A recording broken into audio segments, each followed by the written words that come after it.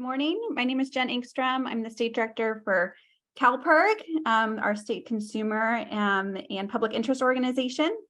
I'm excited to invite you all and welcome you to our latest webinar series, Oceans Day webinar series. Today's session is on plastic waste and current issues in plastic waste reduction. So as context to get us started, last month, environmental groups from across the state came together for the 18th annual Ocean Day, where we educated legislators and their offices across the state of California on important actions to protect our ocean and communities. And to continue that education on priority issues, we've been holding a series of webinars and panels for our Ocean Day participants, as well as legislative staff and the larger community. And so want to welcome you to the latest session. We've already held webinar on our kelp forests. If you missed that, I will share the link in the chat so that you can watch that afterwards. And then again, this one is also being recorded and will be available on the California Ocean Day website afterwards as well. So joining me today are Nicole Curran from the Legislative Director for Californians Against Waste, Allison from the Director of Policy from Five Gyres, Dr. Marcus Erickson, co-founder and scientist with Five Gyres, and Jessica Roth, who is the US and Canada Regional Plastics and Petrochemical Program Manager with Gaia. And we're going to start by hearing about current legislation that is making its way through the state of California legislature that will help to tackle our plastics waste crisis. We're then going to hear from experts about problems with, supposed solutions pushed by the chemical and plastics industry to help solve this problem and make sure you understand the problems with things like chemical recycling and biodegradable polymers. And then by way of context, I just wanted to remind everybody about just the severity of the problem that we're working to solve here. Our state and country has a plastics waste crisis that we need to address.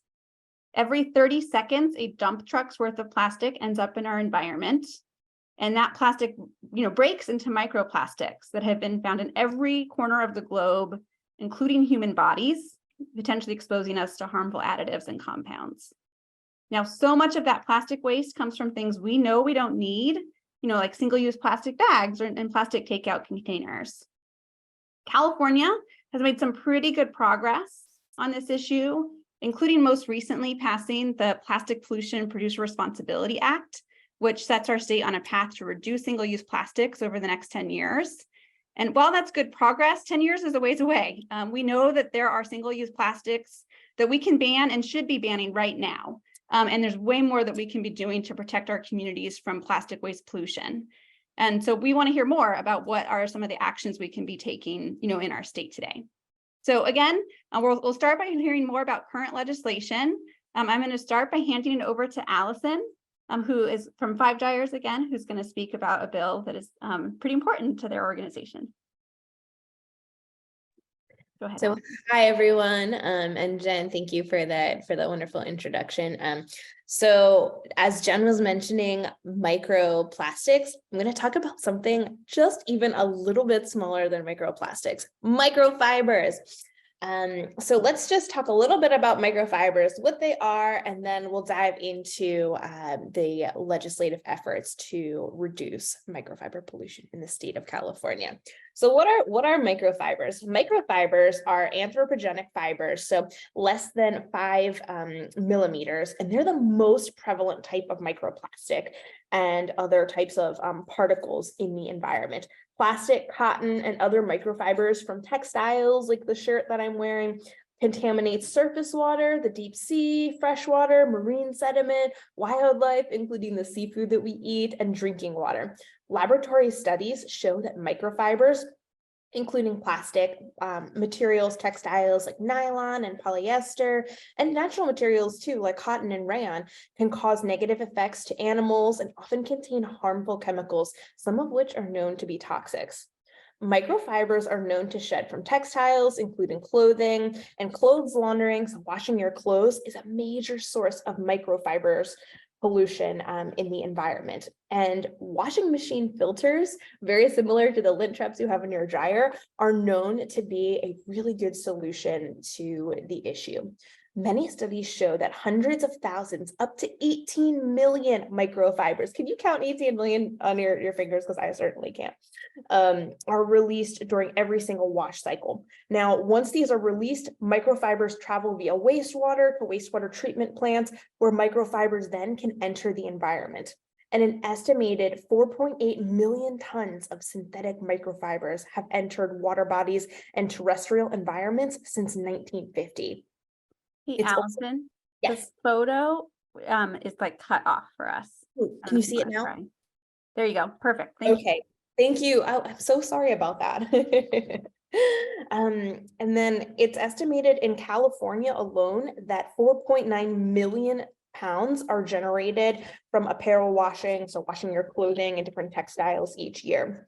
And the high land application rate of biosolids leads to large microfiber emissions in California. Several technologies are available to reduce microfibers from laundry. Washing machine filters have been studied as a potential very effective solution and mitigation strategy. And experiments are showing that washing machine filters are effective at capturing microfibers in laboratory experiments and in field environments. Sorry, just switching to a new screen share. Can you see my new screen share? Yep, Okay, great. but we have a lower hanging fruit solution to this. So we are super grateful that this year Assembly member Tina McKinnon introduced Assembly Bill 1628, which would require microfiber filters on all new washing machines sold in California in the year 2029. And this would significantly reduce the amount of microfiber pollution entering into our air, our freshwater ecosystems, our oceans, and communities across the state of California. Now, this is not this would be a new bill. Well, if passed, this would be a new type of legislation in California. However, there is current legislative process around the world. So France actually passed in 2020, Article 79, which would require built-in washing machine filters by 2029. Several jurisdictions have introduced microfiber filtration bills in Ontario, in the UK. The state of Connecticut passed HB 5360, Public Act 18181, and established a working group to address synthetic microfiber pollution. And very, very exciting, I would say, that Patagonia and Samsung are partnering on developing a new washing machine to automatically include a washing machine filter in the US. So really exciting to have those types of industry and textile partnerships that are addressing innovative solutions. So that, I think, is most things on AB 1628, but if you have any questions, be more than happy to answer them during the Q&A. There's one quick question I'll just ask now that came in the Q&A, which is just if dryers also pose a risk or as much of a risk as washing machines. They do, yes. So we are actually, and Dr. Erickson may be able to speak a little bit more on this, since the advocacy is kind of more my wheelhouse and the science is more his. But we actually completed a air quality sampling in San Francisco, where we put filters outside of several commercial washer and like dryer, like laundromats, essentially, to be able to test what types of like what are the rates of microfiber pollution that are coming out. So yeah, dryers are also a huge source of microfiber pollution. Thanks. Okay, we're going to move on, and then we'll open it up to questions again at the end. So I'm going to now hand it over to Nicole from Californians Against Waste.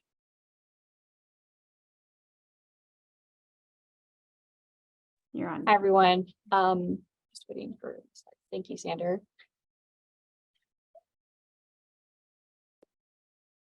All right, so I was asked to come here today to talk about two bills that our organization is co-sponsoring in the legislature and are going through sort of key phases in the legislative process right now. AB 1290, and AB 1705. AB 1290 covers specific types of plastics and packaging. And AB 1705 is a moratorium on new incinerator sites and related technologies. And so I'll just be talking about those two bills today, and I'll start off with AB 1290. And so here's just some of the co-sponsors above. Sorry, Xander. And it's both co-sponsored by Californians Against Waste, Natural Resource Defense Council, Breast Cancer Prevention Partners, and Clean Water Action. Go ahead. Thank you. So just sort of setting up a little bit of background. By the way, if someone could keep me on time, because I will end up rambling, apologize. Some of the plastics legislation that has passed and toxics legislation that has passed in the last couple of years that kind of play key stories in AB 1290 are some bills that we've worked on and some bills that Breast Cancer Prevention Partners, Clean Water Action, and Natural Resource Defense Council has worked on. So starting off with SB 343, which is a bill that we worked on in 2021. This bill passed into law and prohibits the use of the recycling symbol on products or packaging unless the material has proven recycling markets in California. AB 881, this reclassified the practice of exporting mixed plastics to other countries as disposal instead of recycling, so that we could eliminate that incentive for jurisdictions. SB 1046, this one passed last year. This would ban plastic produce bags and requires any produce bags distributed after 2025 to be either recyclable, compostable, or reusable. And then AB 1817, AB 2771, these bills cover PFAS, and AB 1817 bans intentionally added PFAS in textiles, and AB 2771 covers cosmetics. Next slide, please. And then, of course, the most relevant bill in the AB 1290 story is SB 54, which was a huge landmark plastics bill that passed last year. And it was actually passed early in June to meet a deadline set by a competing ballot measure. So SB 54 is also known as the Plastic Pollution Prevention and Packaging Producer Responsibility Act, and creates essentially a EPR program for plastic packaging and sets different goals for recyclability and source reduction. So essentially it creates a PRO, or Producer Responsibility Organization. And the PRO is required to meet source reduction and recycling goals for single-use packaging and plastic single-use foodware. And the PRO is required to develop a plan that is then approved by CalRecycle, and they have to pay for the cost of implementation of the entire bill, plus a waste mitigation fee of $500 million per year over 10 years. And these are the essential goals that the PRO must meet. So expanded polystyrene recycling, which is also known as a de facto ban, 25% by 2025, up to 65% by 2032. Plastic packaging and foodware recycling, 30% by 2028, up to 65% by 2032. Source reduction of plastic packaging and foodware, and that is 10% by 2027, up to 25% by 2032. Next slide, please. So on to something else that's relevant to AB 1290 is the US Plastics Pact. So last year, the US Plastics Pact members, which represent more than 100 organizations across the plastics industry, including some big names like Target, Coca-Cola, Walmart, they identified unnecessary plastic packaging materials and additives, and they determined this list, as you can see right here, and set a goal to eliminate them by 2025. And the pact also proposed other goals like utilizing compostable and recyclable alternatives that can replace the current use of these materials and additives. And this is their first target, and I believe 4 targets that they have set for themselves. These are all voluntary. So this first one is to define this packaging that's problematic or unnecessary by 2021, and to take these measures to eliminate the items on this list by 2025. Next is 100% of plastic packaging will be reusable, recyclable, or compostable by 2025.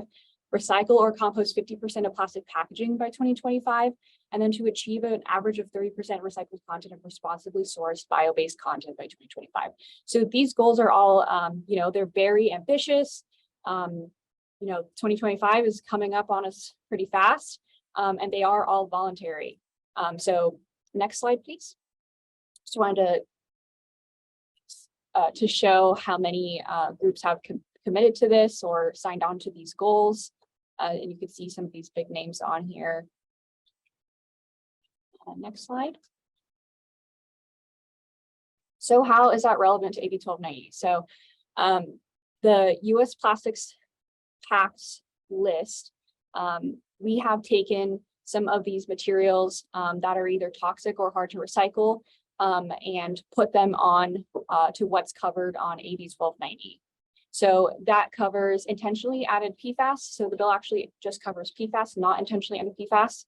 Non-detectable pigments such as carbon black, which inhibits recycling, opaque or pigmented PET, other than transparent blue or green, oxidogradable additives, PETG, which is a spinoff of PET, which is PET is very recyclable, but PETG can contaminate PET loads. And then PVC or polyvinyl chloride, which a lot of folks know is a very toxic form of plastic. Next slide, please. And so here's a little bit more in detail as to what these materials and additives are, if you want to take a look. So we can go into detail. PVC and PVDC packaging is unrecyclable. So it tends to be either incinerated or alternative technologies are used or sent to landfills. And PVC releases polyvinyl chloride and it gets into the air, land, and water. Then PFAS, which a lot of folks know, there's a lot of legislation that has covered PFAS in the last couple of years. It's a highly persistent toxic chemical that is linked to many severe health problems, including cancer, endocrine disruption, and immune system disruption. Then oxidogradable additives. These are a additive that makes plastics break down.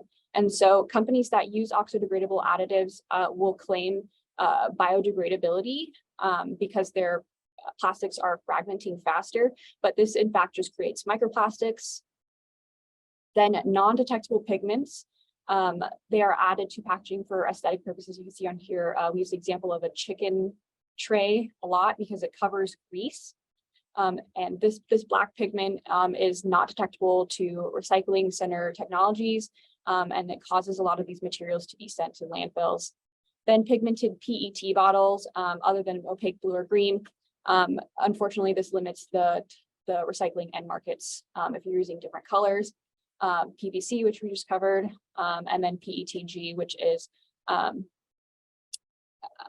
spin-off of PET, as I mentioned, and contaminates PET loads. Next slide, please. So this is the opposition to the bill. It is a very long list. We are going up against a lot of these classic producers of plastic, and they are fighting pretty hard against the bill on the floor. So we are looking to actually take up AB 1290 on the assembly floor this week, hopefully even today, to be voted by all 80 members of the assembly. And then after it passes the assembly, fingers crossed, knock on wood, it will move on to second house to Senate. And then I'm just going to move on to AB 1705 and then maybe take questions after that. Next slide, please. So AB 1705, this is a bill that we are doing with Assemblymember Tina McKinner, and it is a moratorium on new incinerators and related technologies. Next slide, please. Some background on incineration in California. So there are two incinerator sites located in California. One is Covanta Stanislaus, located in Stanislaus County, and one is the Southeast Resource Recovery Facility, or SURF, located in Long Beach. I have on here a little screenshot of this report that was done by Earth Justice, Valley Improvement Projects, and Eastern Committees for Environmental Justice with some of our help, called Vestiges of Environmental Racism. It outlines the impacts to the local communities from these two incinerators. And so some points, some high level points about incineration, because Jessica will cover this later on. Incineration, the siting of incinerators targets low income communities of color.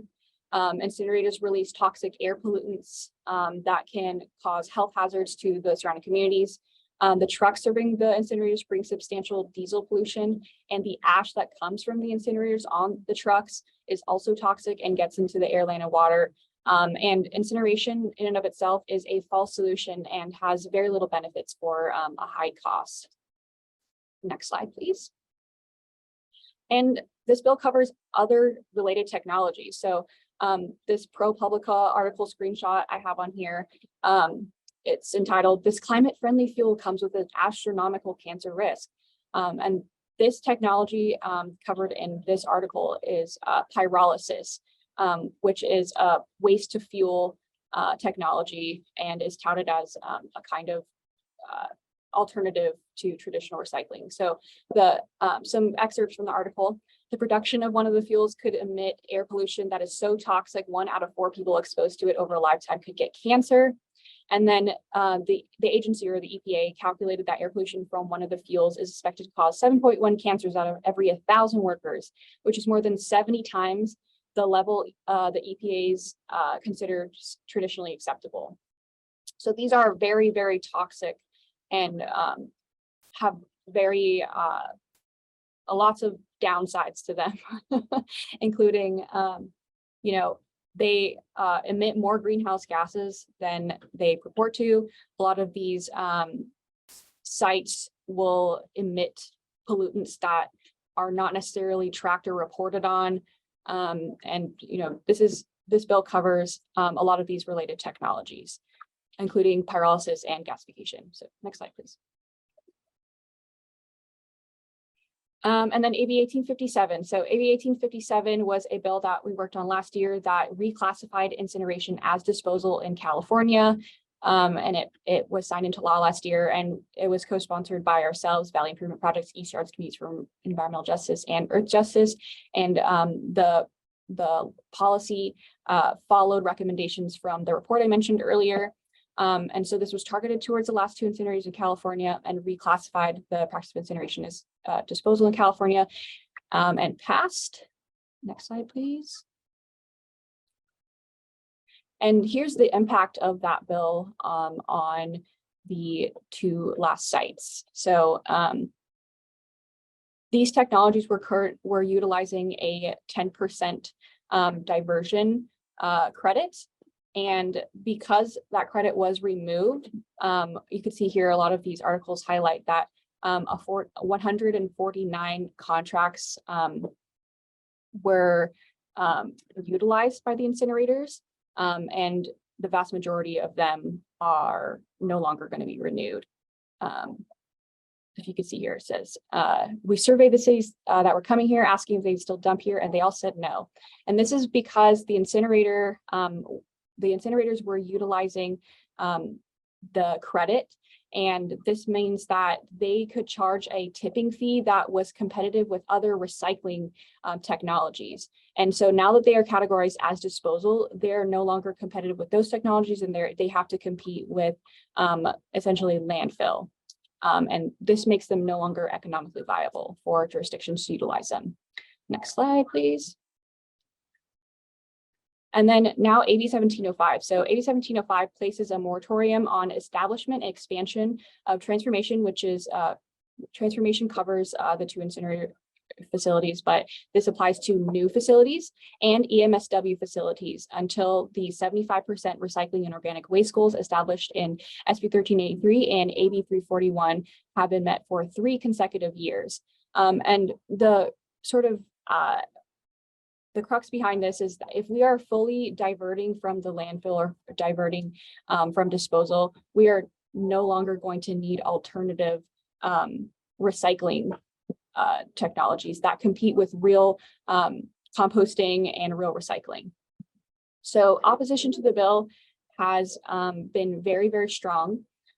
We are set to be heard in Assembly Appropriations this coming Wednesday, and hopefully we will get onto the floor, and we will hear from opposition at that point as well. And so I just want to maybe talk about each cycle for a little bit. I will drop a floor alert that we have been sending out.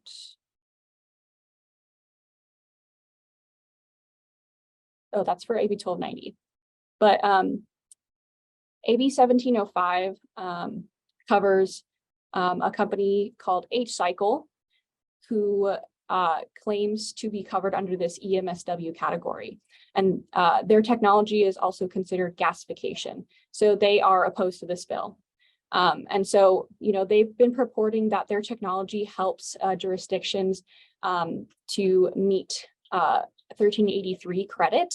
But that is not true because their technology is considered disposal under current law. And they have also applied to be eligible for 1383 as an eligible 1383 technology 2 times, but have not been approved by CalRecycle.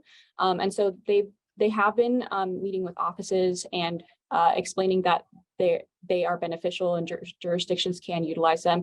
But I just want to sort of push back on the argument and let folks know that their technology is considered disposal at this time. All right, I think that's all I have to cover. And if you have any questions, you can go ahead and email me if they're not answered today.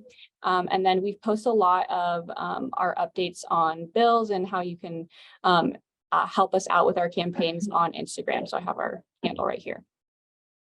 Great. Thank you, Nicole. If you have questions, I think Nicole has to leave soon. You can also put them in the Q&A. Maybe she can stay on. And if you check Nicole, you can answer those in writing too on the Q&A feature. But we are going to move on. So I'm now going to hand it over to Jessica Roth with Gaia. You may have heard of this term chemical recycling. What is that? She's going to give us the lowdown on the problems with chemical recycling. So I'm going to hand it over to Jessica. Hold on, just catching up with y'all. Thanks. Hey everybody, thanks for the introduction. As mentioned, my name is Jessica Roth. I'm with Gaia, and sorry, just give me a half a second. My dog decided to shift his location right as I was getting ready to start. So if you can switch to the next slide, please. I just want to start out by acknowledging and recognizing the power of words in this entire situation around chemical recycling and false solutions that industry is promoting. It's really, I just recently got back from an American Chemistry Council conference on chemical recycling. And so it was really fascinating, first of all, to see and hear the way the industry talks about things amongst themselves versus how they do it with in their advertising and with legislators and, obviously with activists and the like. It's all incredibly different. And obviously there's a lot of information that comes out in different ways. And that's why I think that that's why it's really important to focus also on the fact that there's such a lack of transparency in what they're doing, which makes this a really dangerous area to deal with from the legislative and regulatory situation, because there's no open availability to see anything. In fact, the whole reason I went to this conference was with the intent of attending a tour that ExxonMobil was flaunting about their latest and greatest chemical recycling facility that they've spent millions and millions of dollars promoting, let alone how many, probably close to billions on spending. And then they blocked me from the tour. And in fact, even the industry people that were allowed to go on the tour never got off the bus. So they didn't even see anything. They didn't show anything important to their allies. So it's a really big issue. I'm going to focus mostly on pyrolysis and gasification because those are the primary areas that industry is focusing on and is claiming that they're operating at scale, which is also not accurate. The main reason that we're in this situation is because obviously industry is not willing to pursue the real solution to dealing with the plastics problem, which is not just a plastics pollution problem, but an actual plastics problem, which is to slow down and then stop their actual production of plastic. So they keep on changing the name and changing the narrative and trying to figure out better ways to spin it so that we'll all jump on board with what they're pushing. First it was chemical recycling, then they started calling it advanced recycling, then molecular recycling, and it was even recently at the conference they called it advanced chemical molecular recycling. It's just word games to them. So next slide, please. As we all know, we all are familiar with mechanical recycling, right? Mechanical recycling is really about just breaking down the material physically, the plastics into flakes and pellets and recreating new products from them. And in fact, and chemical recycling is ostensibly about breaking down the plastics into the monomers and polymers that make it up through different processes, as I mentioned right now, predominantly pyrolysis and gasification, which I'll talk a little bit more about in a minute. There's also something called solvolysis that they use sometimes, and that is adding incredibly toxic solvents to the plastics in order to break them down to the component parts in order to recreate other pieces out of that. That creates obviously an immense amount of toxics through the process and a lot of byproducts that nobody knows how to deal with. But pyrolysis and gasification, if you want to switch to the next slide, please, is are forms of burning. Pyrolysis and gasification are actual stages of incineration, contrary to the fact that the industry keeps trying to claim that these are not forms of incineration because of the limitations on oxygen in the chambers. But in fact, as folks have talked about many times in this conversation, this is all taking place on planet Earth, where we have quite a lot of oxygen. And although we may limit the oxygen in these processes, it's never completely gone. And so it is in fact incineration. And it is just burning fossil fuels in a different format. So it's kind of a little detour that the fossil fuels take from liquid to solid situation of being plastic and then being returned back into either the chemicals that make it up, the fuels that would be regenerated, and ostensibly new plastics, but that's a very small percentage of what's actually being done. It's really a much more of a increased input of energy and creating new other toxic materials in order to come out essentially where we started out in the beginning. So if you can go to the next slide, please. You can see a little bit more. This shows you the plastic waste that's created. It gets broken down into these byproducts. A lot of the energy that's created from it is also used to fuel the system. So it's really just this little feedback loop in the middle. And then it gets broken down further or gets created, transferred into fuel, which is most of what's happening in the world. And in fact, the pyrolysis oil that is usually what is the primary product is highly contaminated and needs to be processed on top of the initial pyrolysis and gasification process just in order to even use it, because it comes out with so many other problems, so many other contaminants in it that would make it really dangerous to actually burn it. So basically every stage that they're saying that they're creating something usable from, there still causes, needs a lot more inputs and creates a whole lot of other problems than what it's ostensibly solving. From the beginning of pyrolysis and gasification, which have been around for about 40 to 50 years now, and industry is claiming that these are new technologies. They are not. But ever since they have been done at market scale, they have been regulated by the EPA as forms of incineration. Now they're trying to play a shell game with us and tell us that that is not the case. If you can turn to the next slide, please. They're saying that what they're going to do is they're going to take all of the plastic in the world that we don't know what to do with, we've never been able to effectively recycle, and is causing all of these problems. And they're just going to magically, through these brand new processes, which as I mentioned are not brand new, create new virgin quality plastic that's going to be safe for food contact, which is the highest grade of safety that we need. And that it's going to do this without creating more emissions, without having toxic byproducts, without having to landfill things at the end. Although when you actually speak to them and when you go to these conferences and when you see what's actually happening, you can tell that if they're saying something that sounds too good to be true, it's because it is. They are trying to sell you snake oil. It's not what's actually happening. If you go to the next slide, please. This is from the conference that I was at. This is from AMI, which is an industry consulting firm. And this is outlining a bunch of the issues that they're having around what's going in, what's coming out, that they are, that this is rapidly changing and developing, and that everything is happening so fast, they sort of can't keep their hands around it, that they're having lots of delays, they're having issues about scaling and operations. There's all kinds of externalities that they haven't factored in. And the issues about outputs are problematic. If you go to the next slide, please. You can see this was a fascinating part of this discussion where the person presenting said, essentially, that it's shocking that people believe that chemical recycling is going to create these like new perfect plastics, and whatever they feed into the system is going to do that. And that's not the case. And it's like, of course, that's what people think because you've spent millions and millions of dollars advertising that that is what's going to happen in the world. But in fact, there's a massive problem with feedstock.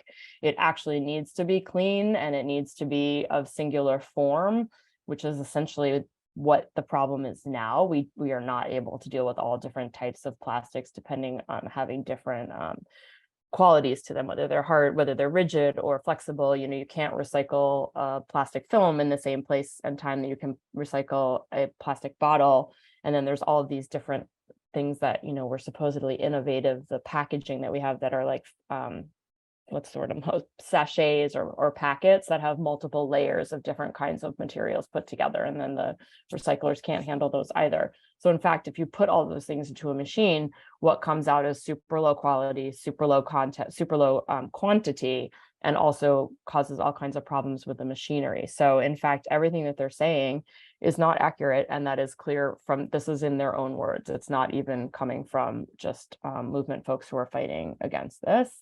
So if you can go on to the next slide, please. So what they're doing is they're spending lots and lots of money on greenwashing, and they're spending lots of energy on it. As you can see here, this is from a study that Dr. Veena Singla from NRDC did a couple of years ago. The majority of the facilities that are actually in existence are not recycling any plastic. They generate large quantities of hazardous waste, whether it's air emissions, or the stuff that has to be landfilled at the end, oil that maybe they don't have anywhere to go with it.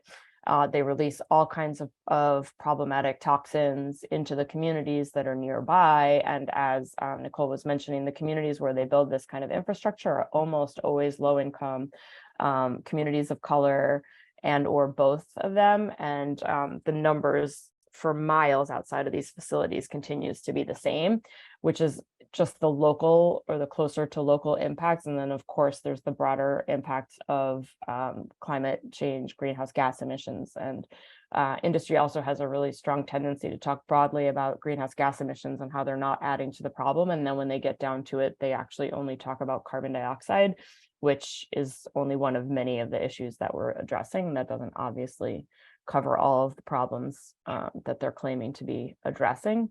So if you can go on to the next slide, please. You can see these are the facilities that are that have been tracked and have filed and have active permits. And these are ones that you can see there's really almost nothing that's turning anything into plastic, nothing that's even turning into the useful component parts. It's a very small scale. And Agilyx in particular, the one up in Oregon, is claimed, that's the one that everyone claims has the best return and the closest to scale operations. And in fact, what they're doing is sending the bulk of their things across country in multiple different directions into different kinds of straight up incinerators, whether they're cement kilns or others as well. So this is all just a house of cards, really. And then, hold on one second.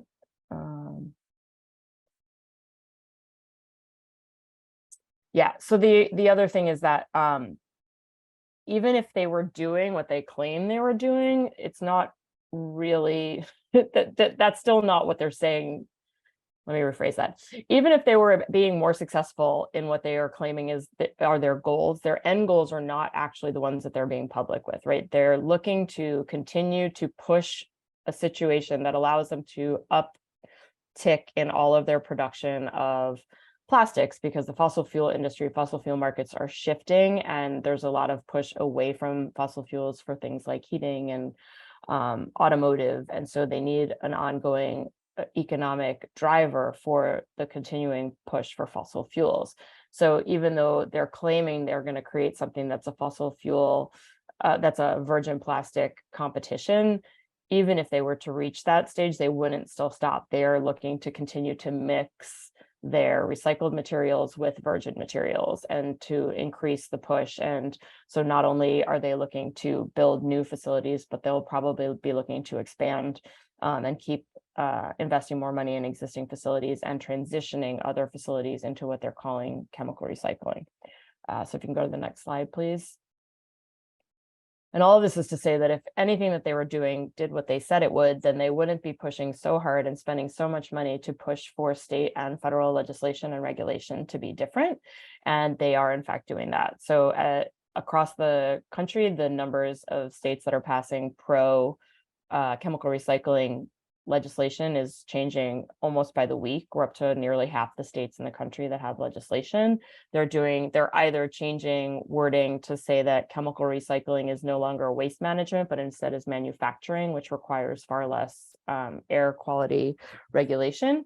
The other thing that they're doing is adding chemical recycling specifically to definitions around recycling, whether it's in extended producer responsibility or other ways that the states are regulating, which is also sort of a confusing approach, because on the one hand, they're saying that it's not waste management, but on the other hand, they're trying to get it defined as recycling, which is inherently waste management.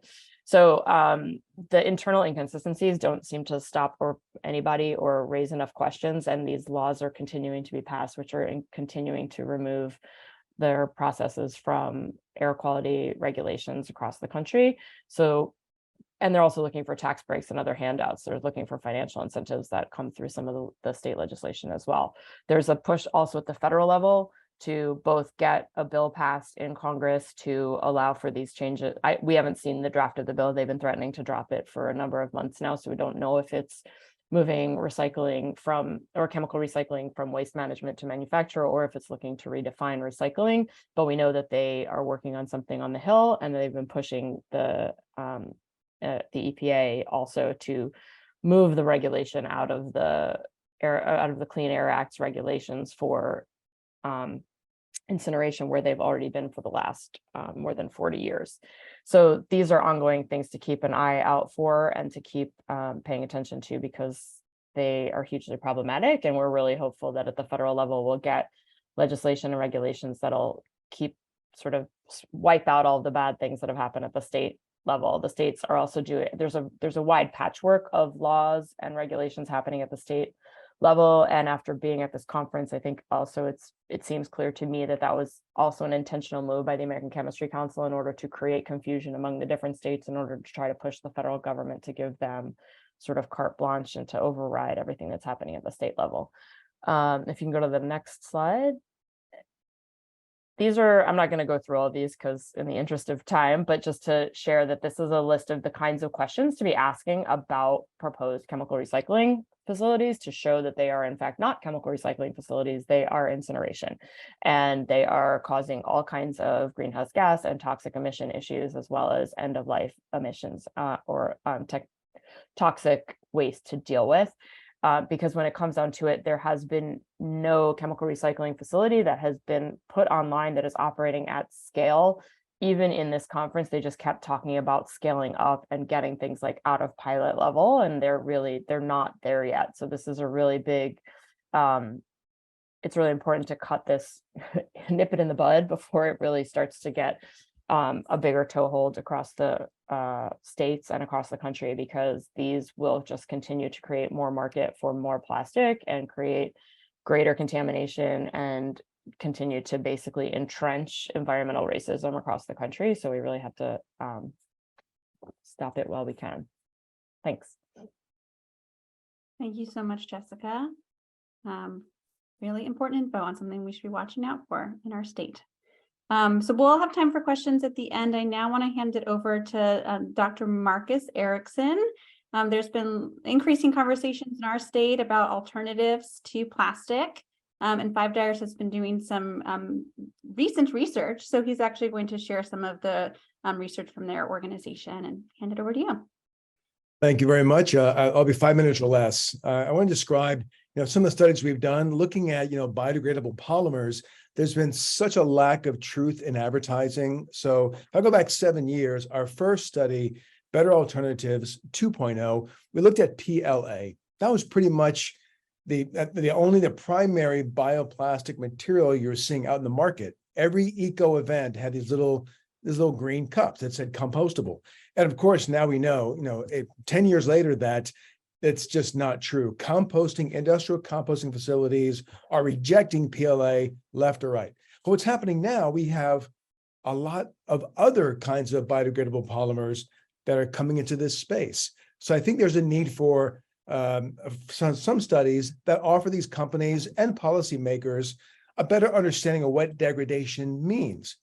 If these new polymers like PHAs and PHB, PBAT, which are very different from PLA, how do they behave in the composting environment, but more importantly, in my opinion, in a natural setting?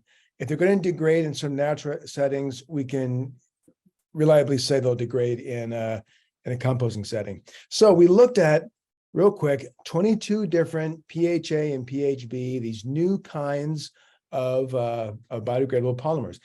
Put them in all these little baggies you see down here, and we put those into 6 environments over 18 months. So we put some in terrestrial sites in California, then a near shore environment in California, same thing in Florida on land and sea, same thing in Maine on land and sea. So 6 different places, and we had 6 different sets of items. So we had 22 items, let's say in the California Ocean. After 2 weeks, we pulled them out and looked at them. And then we went back in 4 weeks, pulled out the next set. In 8 weeks, pulled the next one, 16, 32, 64. So we had these 6 time periods in 6 environments over a year and a half. Really comprehensive study. And we're just now looking at the results. I'm going to share with you just some preliminary things that we see based on the California marine environment. And here's a straw, a fork, and a piece of thin film. So what happens at day 1, they're all intact. At week 8, that's when we really see fragmentation beginning. The straw begins to crumble. The fork is still pretty intact. The piece of thin film is really falling apart as well. So we look at those thin things, they're disappearing. By week 16, the straw, and these are all made from PHA and PHB. The straw is PHB, the other 2 are PHA. The week 16, the straw is gone. Week 16, the film, it's almost gone. The fork is beginning to fragment. By week 32, the film is gone, the straw is long gone, but the fork is still there. Even a year and a half later, that fork is still, you can recognize some of the tines, so it's beginning to break down quite a bit. So show one more slide and tell you what the takeaways are so far as we analyze all of our data. And that is the end of life variability per environment is pretty high. What happens in the desert, for example, the desert environment, some of those thin film PHA packaging was still there a year and a half later. Well, so was we had a paper straw as a control. The paper is still there, but these biopolymers were still there in the California desert. On the other side, you go to the Florida Everglades, like a swamp, and everything kind of disappears within a year and a half. It's warm, it's very wet, humid, and microbe rich. So a lot of variability in the environments, in these 6 environments.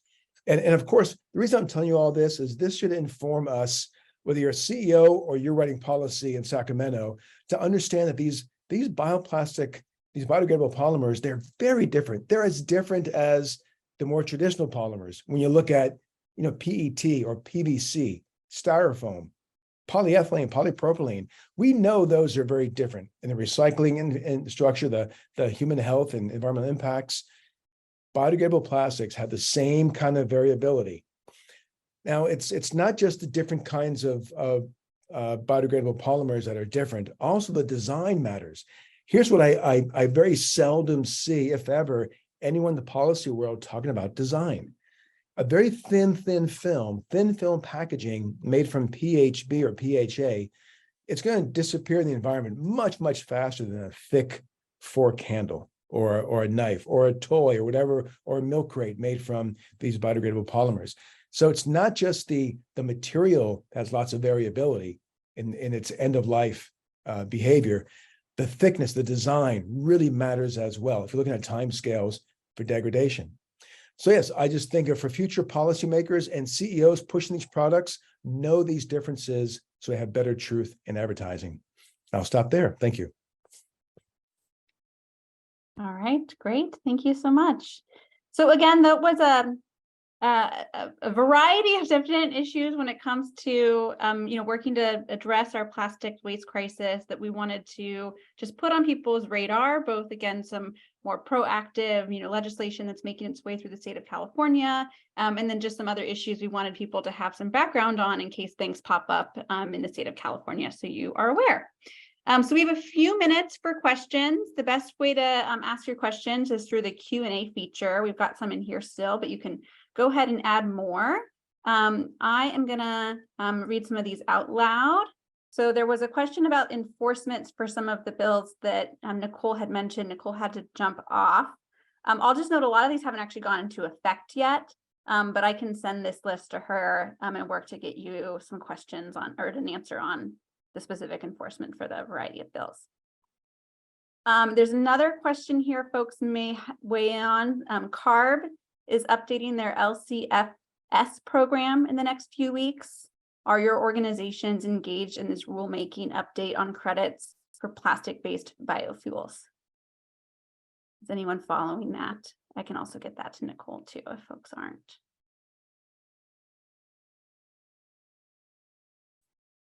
Looks like generally no, but thank you for putting that on our radar, and I'll see if Californians Against Waste has an answer for you.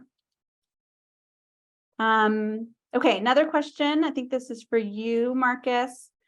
For the PHA products disappear, did you test for toxic additive residues or microplastic residues in the environment? That's a very good question, and I should verify that, or that this was a study of fragmentation. Because it's a field study, it wasn't the typical controlled setting of looking at biodegradable polymers where you're measuring CO2 that comes off of the degradation process. We did not do that. We didn't test for toxicity. We did look at the kinds of polymers that were in our study, did FTIR to make sure that they were either pure PHA, pure PHB, or PBAT, or a blend. And we did catch, a couple with a little bit of a PLA thrown into a PHA product. So we did look at the blends, the mixes of materials. We didn't find any added chemicals. But to answer your question, we did not test the soil to see absolute degradation or any chemical residues. And then related, can you remind folks what PHA and PLA stand for? PLA, polylactic acid, that's your typical corn cup. You can make that from plant materials. PHA is polyhydroxyl alkanoate. It's often made from the off-gassing from microbes that are digesting food waste or digesting methane. They'll store PHA in their bodies as an energy storage for lean times. You can extract that and make this plastic-like material. And in the environment, microbes just eat it up as well. And one more question on this study is just when will the results be available to the public, like the full study? We're aiming for midsummer, but there's a lot of data. You can imagine how many photographs, 22 items times 6 sites times 6 different stations. It's thousands of photos and trying to make sense of what that degradation looks like over time. Thank you. Let's see, we've got one more. Do you foresee compost facility technology advancing to meet these new biopolymers?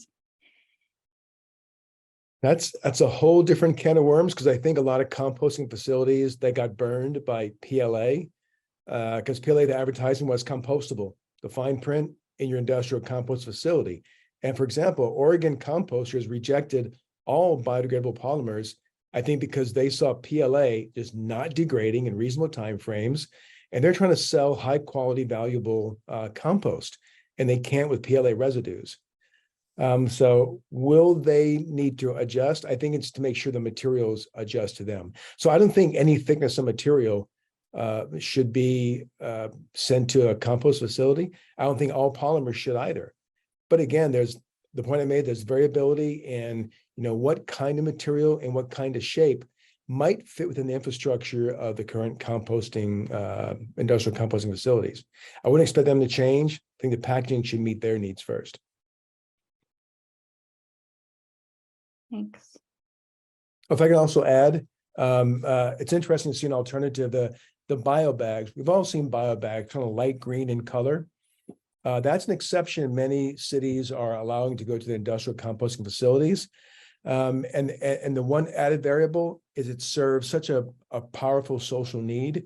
As cities try to collect more food scraps and mix those with yard waste, they need a way to get them from someone's kitchen to the yard waste bin.